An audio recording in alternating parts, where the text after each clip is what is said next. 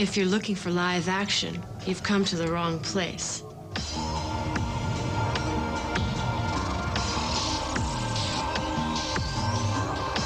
This week, short tunes on Exposure. First, 2 early shorts from the creator of Toy Story. A maximum exposure with the minds behind Monsters Incorporated. Then, he's a dog. He wants to be a guy, but he's Guy's dog. Plus, head-to-head combat on the open roads of tomorrow. And stuck in the middle again.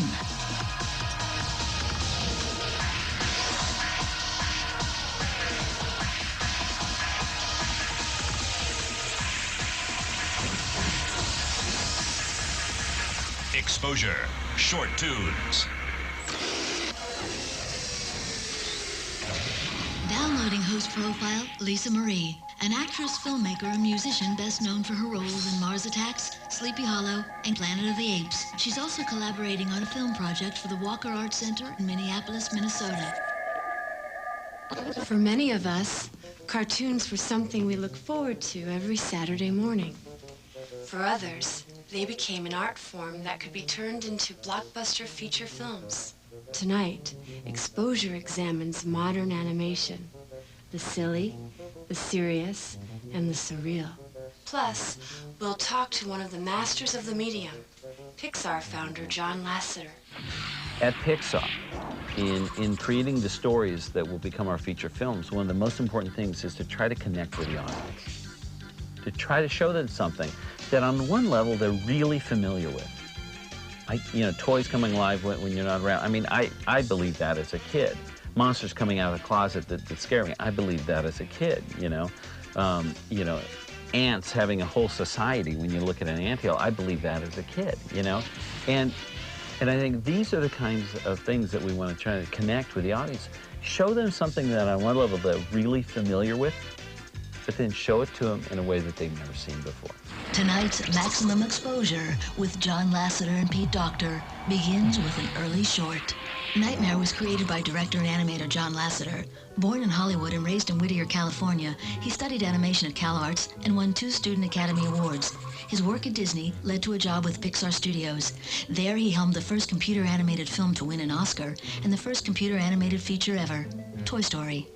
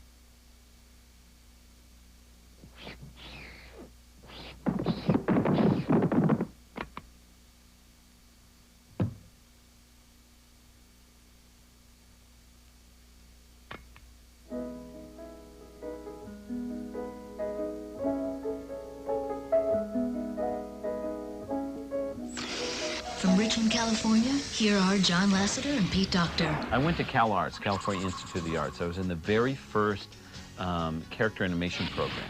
When you started doing a film that kind of encapsulated all that you were being taught. It was a pencil test. It was just pencil animation. And so it was story, layout, animation. And so they didn't bother taking our films to color.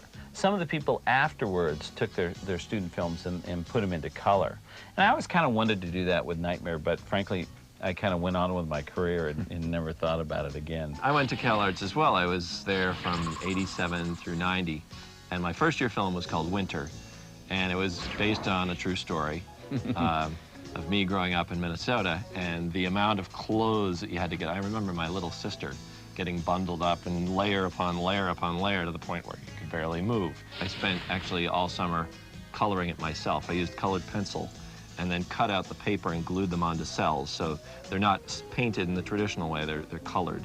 It was really fun because for me, it was all about sort of reaching into our memories of being a kid and going to bed at night. And I used to stare when I would turn out the light. I would stare out the window, and I swear like a witch's face was going to come up and scare the heck out of me. I just knew it, you know. And of course, you'd always hide under your covers. Yeah, it's safe under there. Yeah, it's always safe, you know. And you'd lay there, of course, until you get so hot you couldn't breathe, and then you would just put a crack under the covers and start breathing. You know, can't let anything out, or the monsters will get you for so sure. you just do this tunnel just to try to get some fresh air, or else you would suffocate. That's you right. know. Mine were all monsters like tentacles and stuff, which actually ended up in the film. Oh yeah, and Monsters over and Incorporated. Yeah. Tentacle, and then you look again, and it's just a sweater. Right. Monsters Incorporated is in theaters now.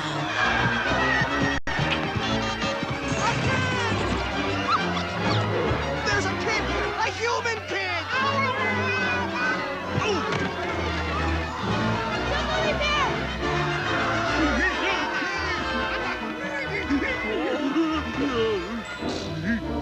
Come on! Next, On the Run, from a one-year-old monster.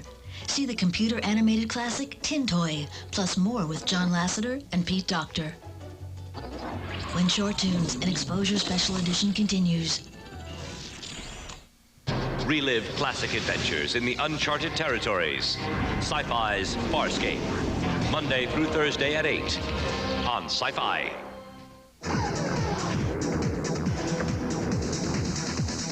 Totino's pizza rolls are so easy, kids can make them on their own. Pepperoni pizza stuffed into a bite-sized roll. Totino's, it's how kids help themselves. Now your kid can win a taste of what it's like to be a pro football player. Play the Score Day Sweepstakes and specially marked boxes of Totino's to win a trip to hang out with Brian Billick and the world champs. Oh, way to go, way to go. Nice catch.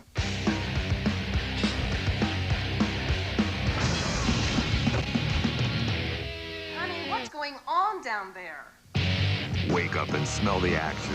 Devil May Cry. Rated M for mature. Then I had that taste. The new grilled sourdough bacon cheeseburger at Burger King. Now I'm a believer.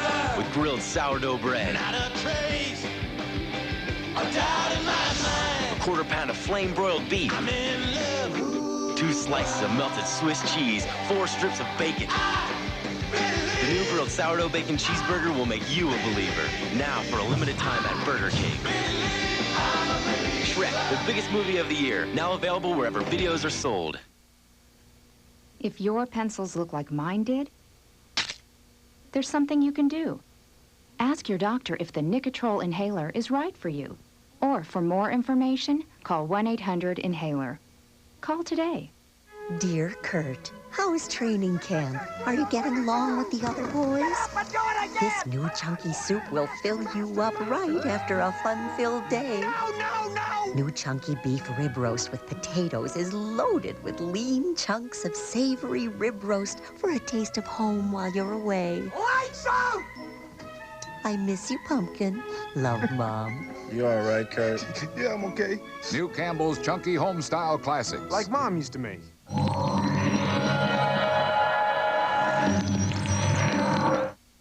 American flag. It symbolizes freedom and justice for all mankind.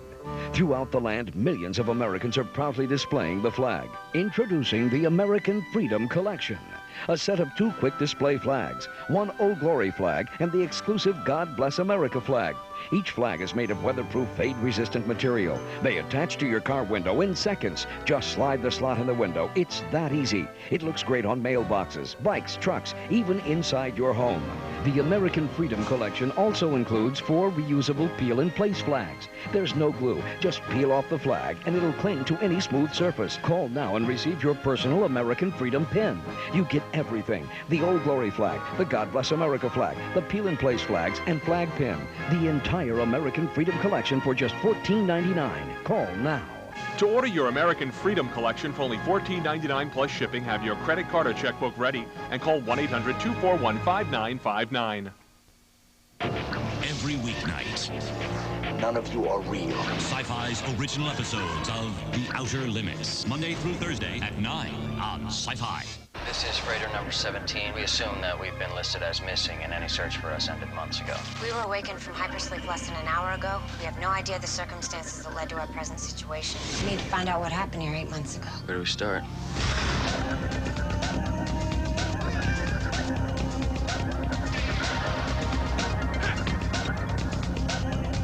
Jason London stars in Alien Cargo.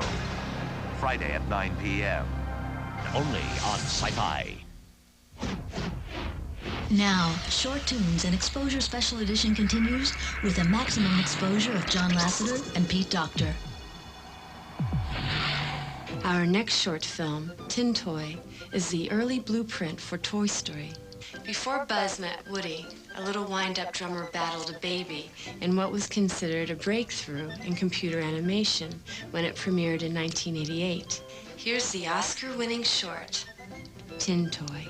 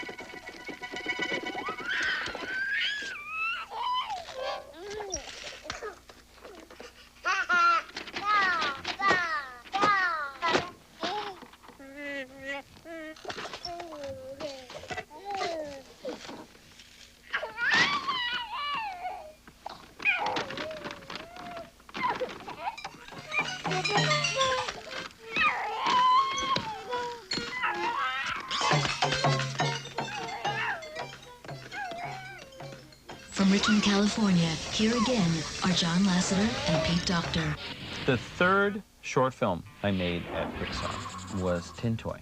And Tin Toy started, I was inspired to do this short film, from looking at home movies that my sister took of her son. And she basically sat him down on his blanket and put all his favorite toys around him. And this is when he could just barely sit up. He was, I think, like 5 months or 6 months old, right?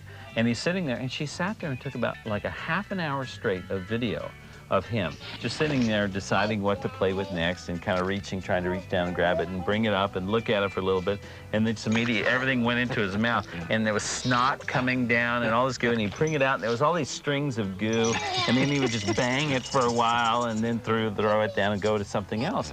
And I looked at this and I thought, imagine being a toy. And that cute little baby, we would look at this cute little baby, it would be such a monster. I used to work at Disney as an animator, got very interested in computer animation, and that's what led me up to work with Lucasfilm, which then became Pixar. And we were doing all these short films, which includes Tin Toy at Pixar. After every one of the films, I would get a call from Disney trying to hire me back. And myself and Steve Jobs, my partner at Pixar, we constantly were saying, well, why don't you let us do a movie for you? So finally Disney said, yes, we're interested in doing a feature film with you guys. So come back when you have a story idea. So that was like, now what? And so I went back to our short films and thought about Tin Toy.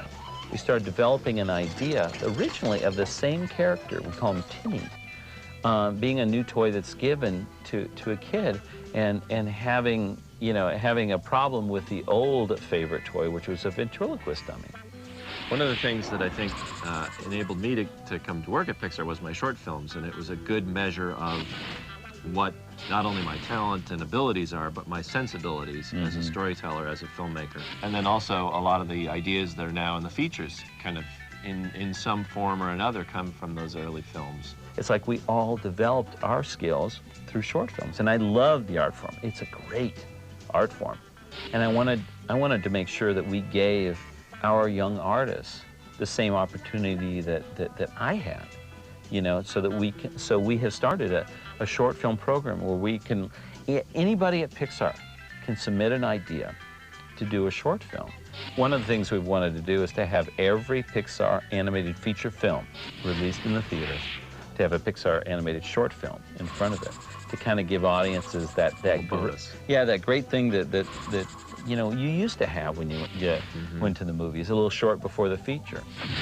Next, learn about the creation of Monsters Incorporated in an exclusive maximum exposure with John Lasseter and Pete Docter. When Short Tunes and Exposure Special Edition continues. Tomorrow on Farscape. I call for a truce, Crichton. I don't trust you. Talon is becoming more aggressive. You must help me disarm him. Disarm Talon. Another vessel is approaching fast. Who fired that shot? The rest of us should not be responsible for something that he alone did. Now get off my ship! Sci-Fi's Farscape. Tomorrow at 8, only on Sci-Fi.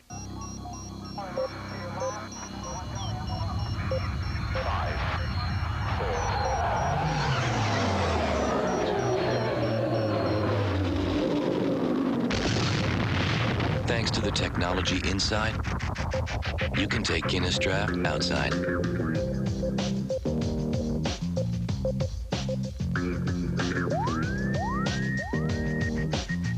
Introducing Guinness Draft in a bottle.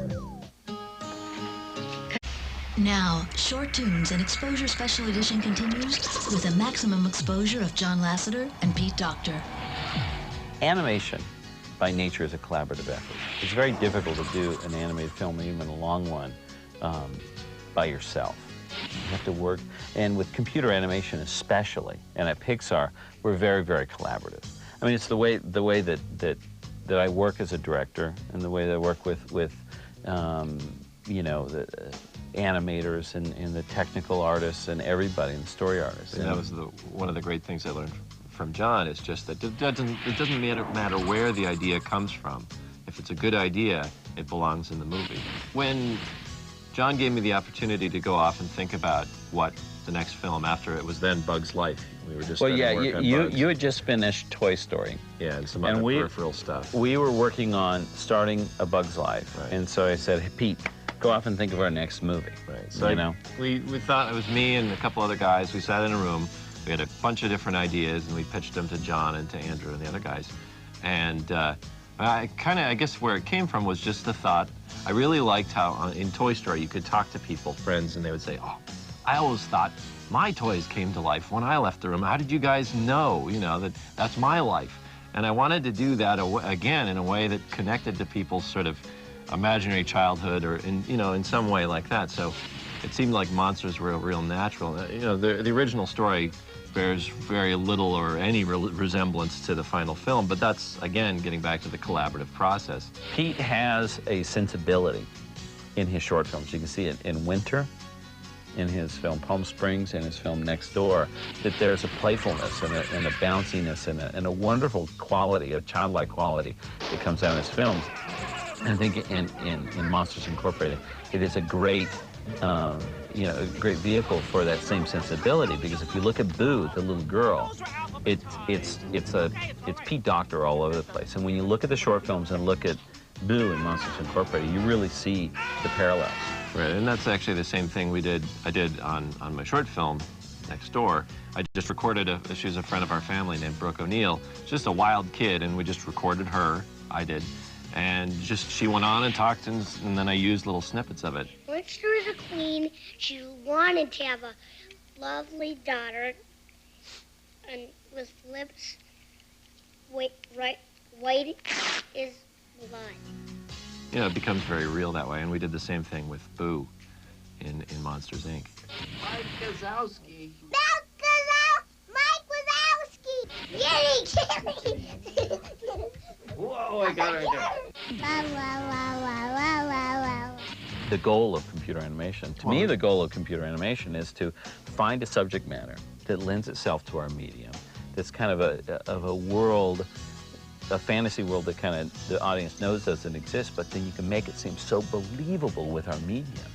When you see Monsters Incorporated, when you see the fur on Sully, it's a lot more real than this. I mean, this is real fur, but the stuff in the movie is astounding. The one thing you have to realize, the closer you get to reality, the harder and harder it is with this medium. We at Pixar, we like to we say that reality is just a convenient measure of complexity. Meaning that we'll develop the tools that can produce realistic images and then take those tools and produce something that the audience knows doesn't exist. And like monsters, you're not that familiar with, right? So they can move, they can act and sing and whatever, and you accept it.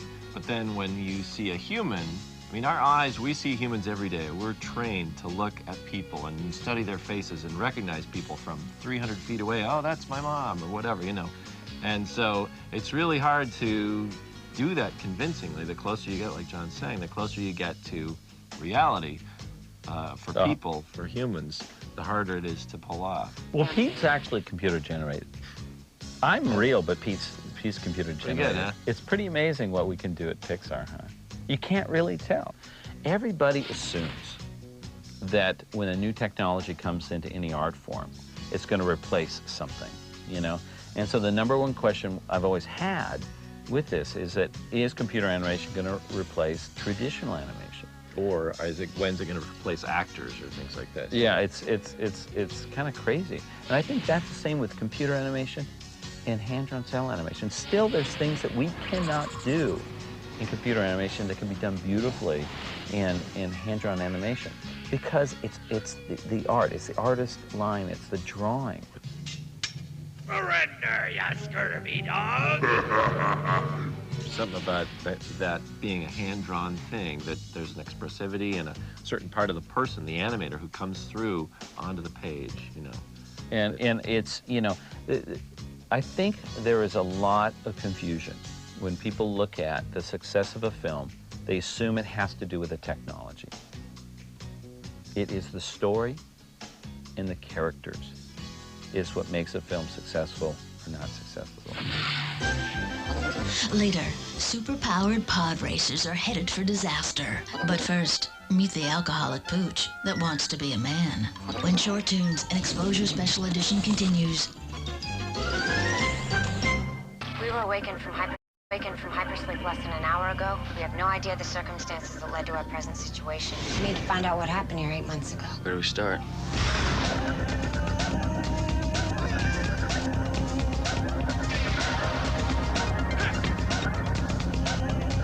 Jason London stars in Alien Cargo. Friday at 9 p.m. Only on Sci-Fi. Now, Short Toons, an Exposure Special Edition continues with host Lisa Marie. Our next short film was created in the spirit of Wallace and Gromit, the popular stop-motion characters from England's Aardman Studios. Guy's dog tells the tale of a forlorn pooch who's convinced he's a man trapped in a dog's body. And he may be right. Guy's Dog was written and animated by Rory Bresnahan. A native of Ireland, Bresnahan studied sculpture at the National College of Art and Design in Dublin before learning the art of animation at Aardman Studios under, amongst others, Chicken Run director Nick Park. Bresnahan has also directed series television and a number of international commercials.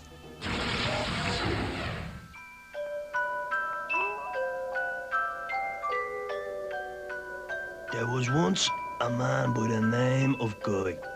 This is the story of his dog.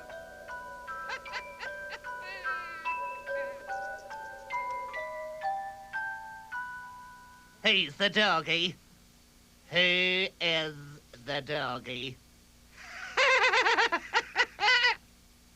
Are you the doggy? Are you? Are you?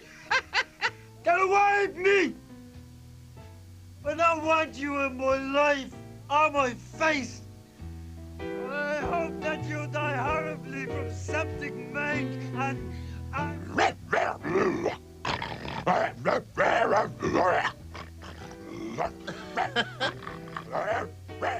Look at your fat feet. I hate the way you walk. It's disgusting.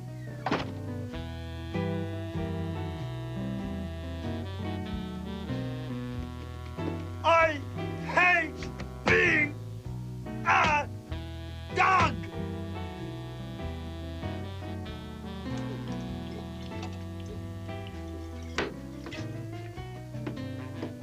Hey, blue-tongued lizard. What's the story, dog? I can't take it anymore. Too much. The endless pain and tormentation. Oh, my God. Could be worse, man. How could it be worse? It could be one of them green yolks with the mad big eyes that jumps around like this. Watch. A frog! That's the one. I want to be a man. I want to shoot pool. I want to meet my mates. All right, man. Hello. How's your wife? Okay. I want boots and hat and the trousers. I want a girlfriend prettier as a pickle.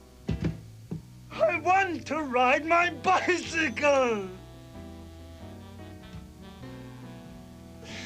Don't you understand? No, man. I'm relaxed. I'm floating down easy stream on the lilo of life. And I'm up the creek. Without a creek. I'm a man trapped in a dog's body. Let me tell you a story, Doug. There was once a monkey, and he looked up and saw that the faraway hills seemed green. But when he got there, he realized they were brown. Now let me tell you a story. There was once a crop animal, and he's you, and you're a rubbish lizard. If I was a lizard, I'd be an iguana or an alligator biting buffalo in the swamp. You're a gammy gecko. You're a...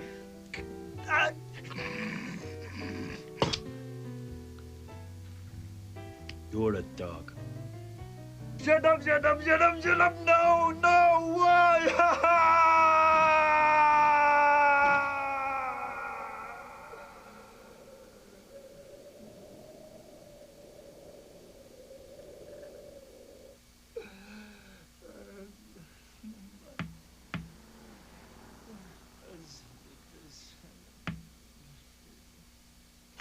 doggy. You're dead. Your days are numbered. Come on, Balloonhead, let's have ya. Put your dukes up, tough guy. Come on, 1-on-1. Chill out, man. I'll just burn his face. Sit you down, man. Get out, immediately. It's cool, it is. I need an idea. Have you seen Back to the Future? Ah, yeah, man. Traveling in time in a car in America. Quality. You know the bit where your man gets an idea after he smacks his head off the commode? We do. Banana. What? Just give me the banana. What's going on in your head, man? You're so far over. Barking, man.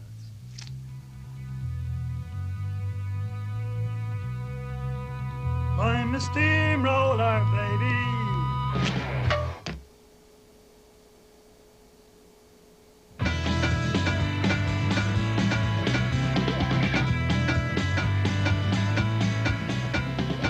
What are you at? Having an idea, breaking concentration, now go away. Bleeding head abuse.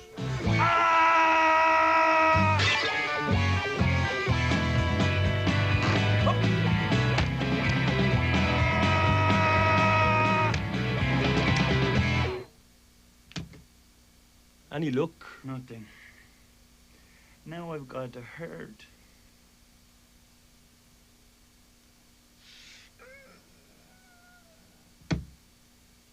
I'm doomed. I'm doomed.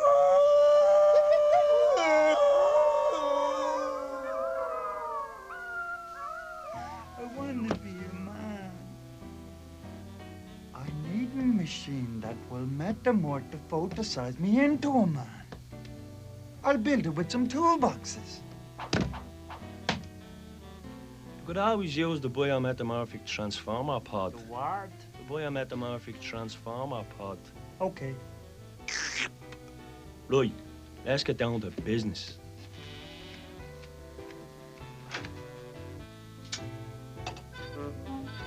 Let's go!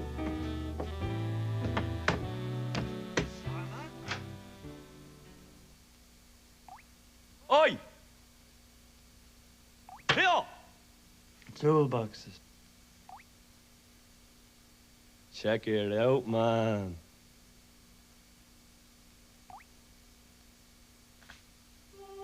Ooh. Large. Hup. Hercules 4722. The path of thy destiny lies before thee, and thou shalt take that path, or thy eyes will be stung by horrible beasts in the sea. Wish me luck, I'm going in. Yeah, okay.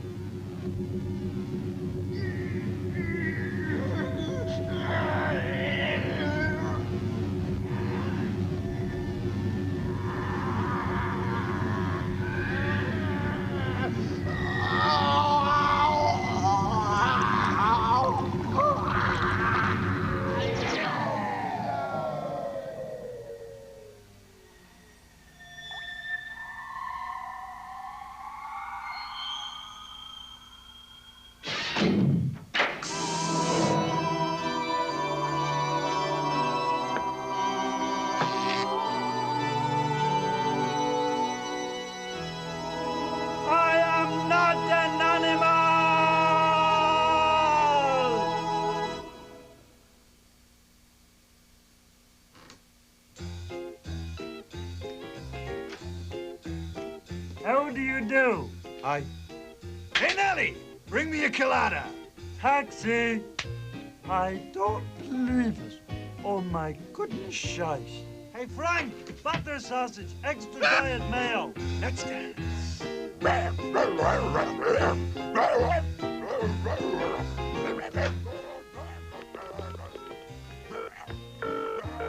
out, police.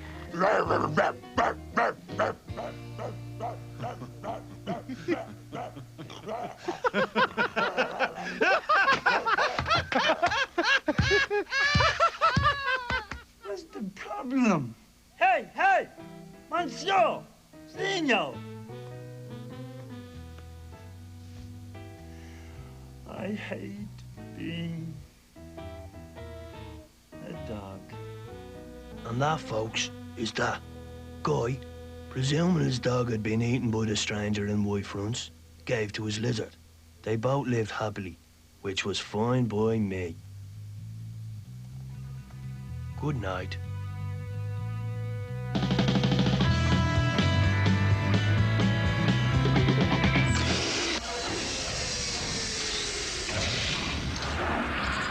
Next, gladiators do battle in a 23rd century joust when Short Toons and Exposure Special Edition continues. Special Edition continues with host Lisa Marie.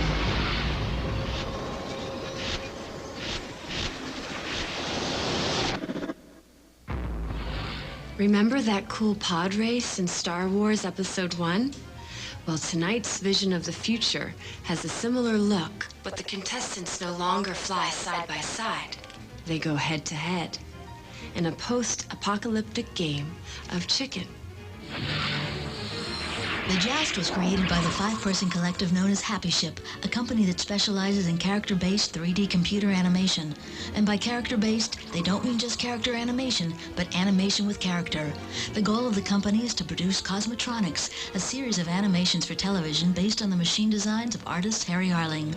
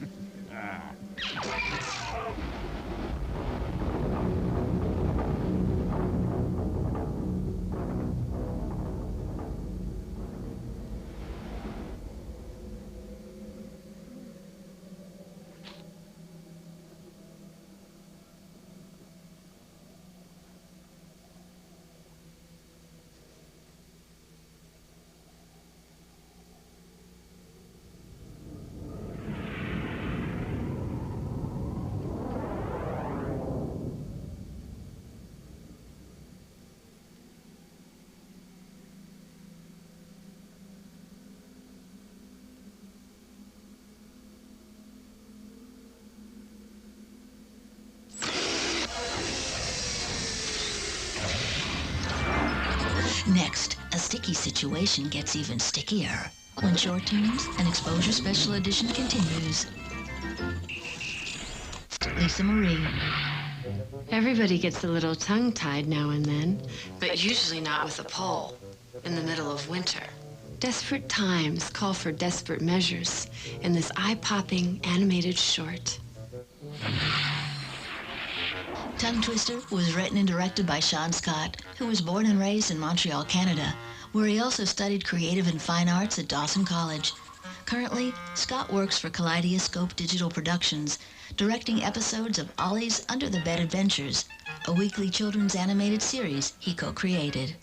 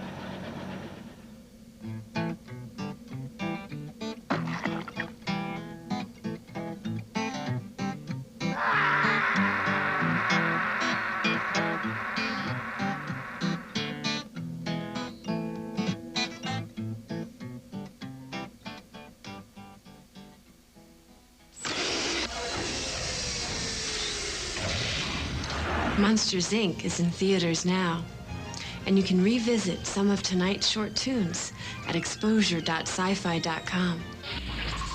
Log on at exposure.sci-fi.com to re-experience some of tonight's shorts or any film from Exposure's short film library.